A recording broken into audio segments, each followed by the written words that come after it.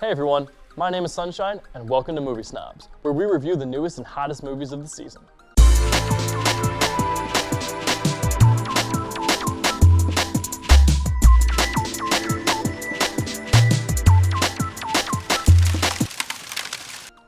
Today, we will be reviewing one of my personal favorite movies of the summer. I definitely wasn't alone in my hype about this movie, especially when you consider the cast. This movie starred some of the biggest names in Hollywood and featured a fantastic and hilarious script throughout. It definitely had its fair share of action and intrigue as well, which made it one of the best dark horse movies of the summer in my opinion. That's right, today I'm going to be talking about The Hitman's Bodyguard. Don't touch you. You suck. Sorry Baywatch, you were fun to watch, but you can't even hold a candle to Ryan Reynolds and Samuel L. Jackson. The Hitman's Bodyguard was directed by Patrick Hughes and written by Tom O'Connor, and follows the adventures of Michael Bryce.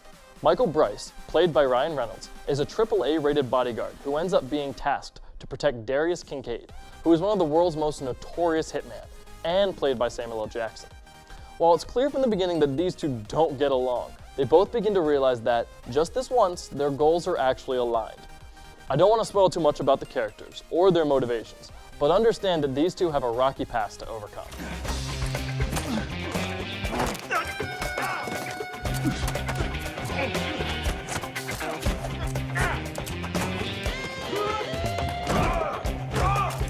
Overall, this movie was pretty enjoyable.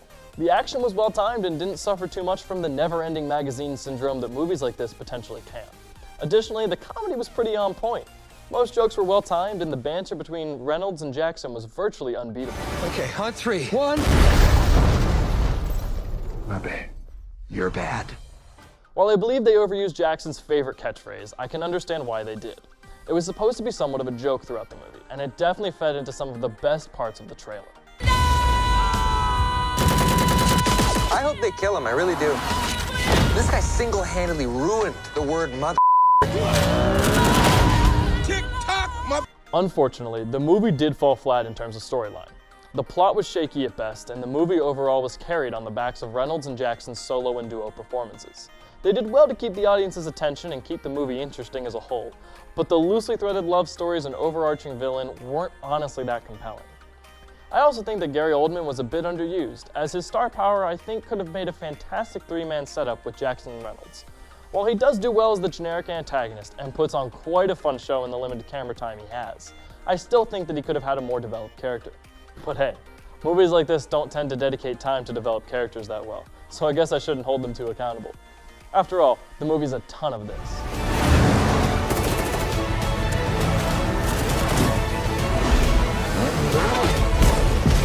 So really, who am I to complain? Yo! You about done? Yeah, Sam, I'm almost done. Overall, this movie was a perfect summer movie. It had a solid cast, tons of explosions, and didn't try to bore me with any sort of a snooze fest storyline. With a good mix of action and comedy, The Hitman's Bodyguard definitely deserves a solid B+ grade from me. Now tell me what you guys think of the movie in the comments below, or tweet me at ZTVGoofingOff with the hashtag MovieSnobs. From here at ZTV, my name is Sunshine, and this has been Movie Snobs.